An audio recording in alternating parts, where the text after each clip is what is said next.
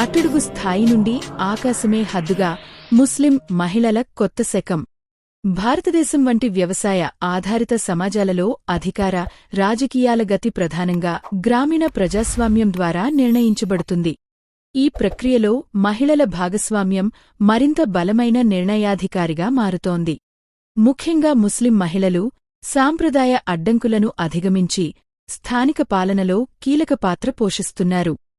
గత 15 ఏళ్లలో మహిళలు పార్టీ కార్యకర్తలుగా, ఓటర్లుగా, అభ్యర్థులుగా మాత్రమే కాకుండా గ్రామ పంచాయతీలు, పట్టణ స్థానిక సంస్థలు వంటి వేదికల ద్వారా ప్రభావశీల నాయకులుగా ఎదుగుతున్నారు. రాజకీయ పార్టీలు, మహిళా స్వయం సహాయక బృందాలు శిక్షణా కార్యక్రమాలను వాడుకుని గ్రామీణ స్థాయిలో కొత్త శకానికి నాంది పలికింది. 2023 ఉత్తరప్రదేశ్ పట్టణ ఎన్నికల్లో రికార్డు స్థాయిలో ముస్లిం అభ్యర్థులు నిలబడ్డారు. వారిలో 61 మంది గెలుపొందడం పస్మాందా మహిళా ఓటర్ల మద్దతుతో సాధ్యమైంది. సహారన్పూర్లోని చిల్కానా నగర్ పంచాయతీ చైర్పర్సన్గా బానో విజయం సాధించడం దీనికి ఉదాహరణ. పారిశుద్ధ్యం, తాగునీరు, రహదారులు, అంగన్వాడీలు వంటి ప్రజా అవసరాలకు ప్రాధాన్యత ఇస్తున్నారు.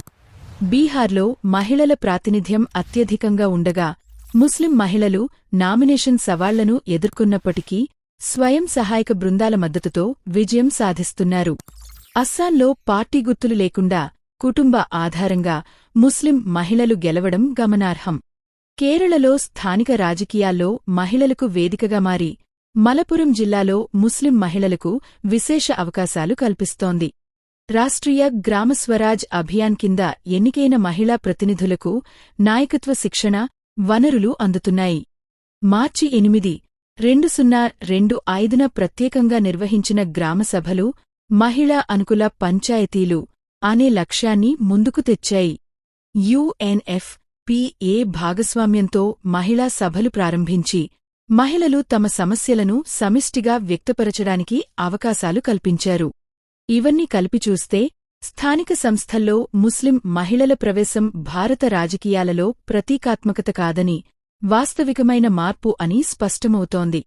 రిజర్వేషన్లు, ప్రభుత్వ పథకాలు, పార్టీ మద్దతు కలిపి మహిళలను సాధికారత వైపు నడిపిస్తున్నాయి.